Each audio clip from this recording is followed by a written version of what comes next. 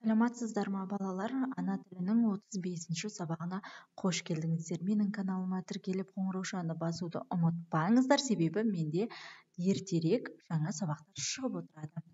Менің каналыма тіркеліңдер. Сөйлеу әдебі. Бірінші жаттығу. Өлеңді мәнерлеп оқы. Не деу керек? Үй артында қоқыста жатқан көптен үйіліп, тазалайды қарт кісі, белі зорға иіліп, не дегенің жөн еді? Добын апар назардың, деді ағаң бармадың, тапжылмадың орныңнан, аға тілін алмадың, сен қай сөзді айтпадың? Осы келген бетіңде допты қудың жарыстың, көшенің сол шетінде кезікті бір танысың. Ұмыттың сен не деуді? Балалар, өлеңде белгілі бір ой түйінделген. Ол қандай ой? Баланың ата-анасының тілін алмауы, және ағасының тілін алмауы, көшеде кетіп бара жатқан адаммен сәлемдеспеуі, және ең арғысы шашылған қоқысты жинауға атасына немесе әжесіне көмектеспегендігі. Яғни біз бұл жерде қандай ой түйеміз? Балалар, бірінші шумақта белі зорға иіліп, не дегенің жөн еді деген жерде біз сіз тазаламаңыз, мен өзім жинаймын деуіміз керек. Себебі біз әдепті, арлы баламыз. Ал назар деген ағаң допты апар деген кезде сен орныңнан тұрмадың. Інің мысалы назар.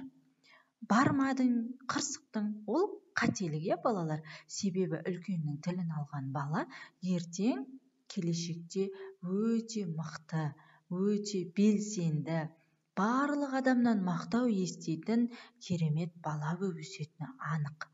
Себебі сенім, жігер, еңбек қатар жүреді.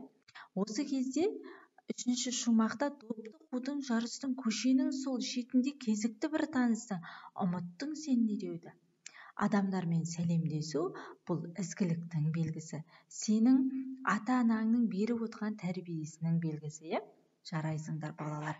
Барлығыңда амандасып, таныстарыңа, үлкендерге саламатсыздар ма деп жүруді ұмытпаңдар. Балалар, әдепті бала қандай болады? Дұрыс айтасыңдар. Әдепті бала үлкендерді сыйлайды, айтқан тілін алады, алдын кесіп өтпейді. Жарайсыңдар. Ендеше екінші жаттығуға көшейік. Әрқашан озба әдептен, әдеппен сөйлеп әдеттен. Әдептен озып кетпейік деген мағынасында. Әдеппен сөйлейік, әдетке айналдырайық деген. Әдеппен сөйлеу деген ол сенің сәлемдесуің, және ол үлкен кісілер, достарың, сыныптастарың саған сұрақ қойғанда соған дұрыс жауап бергендігің, сонымен қатар өзіңнен кішіге кішіпейілділік танытқаның. Бұл әдеппен сөйлеу деп аталады.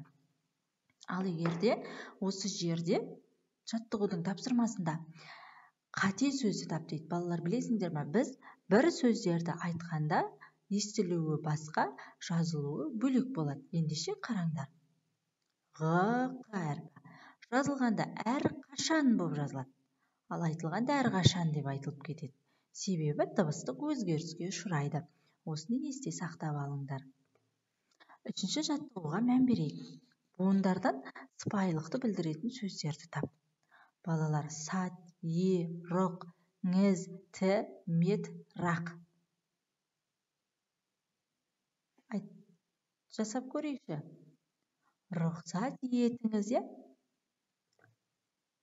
екіншіде кешіріңіз. Сонымен қатар біріншіде рахмет деген бар. Жақсы балалар, жарайсыңдар. Ендеше амандасу, бұл сәлемдесу, инабаттылық пен әдепке қатысты қатынас нормасы болып есептеледі. Байырғы қазақ дәстүрі амандасулардың әлеуметтік тегінен, байлығынан, жалпы өмірде алатын орнынан белгі беретін болған.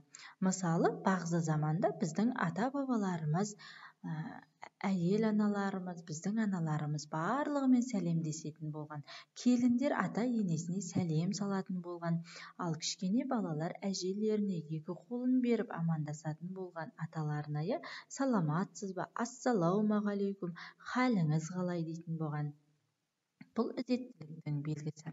Ендеше балалар, сәлемдесу ойынын ойнап көрейікші. Қазір менімен бірге жасап көріңдер. Біз сендермен ойын ойнаймыз. Қимылды тез жасау керек. Қалай амандасу керек екенін айтам. Сонда сендер бір-бірлеріңмен тез амандасасыңдар. Әр адаммен әртүрлі амандасасыңдар. Мысалы, көзбен амандас, қолмен, иықпен, құлақпен, тіземен, немесе иекпен, өкшемен, арқамен амандасуға болады. Әрине, оның барлығы амандасу бұл сергіту сәті ретінде ұйымдастырылған ойын. Көзбен амандас дегенде көзіңді жұмасың, қолмен амандас дегенде қолыңды бересің, иықпен амандас дегенде арқаны қағасыңдар. Бұл да бір амандасудың мимикалық түрлері. Рахмет балалар, менің каналыма тіркеліп, лайк басып, комментарий жазуды ұмытпаңдар. Жаңа сабақтар тек менің каналымда. Сонымен қатар слайд қажет болатын болса, ата-аналары төменге комментарий жазыңыздар. Мен сіздерге міндетті түрде жіберетін боламын.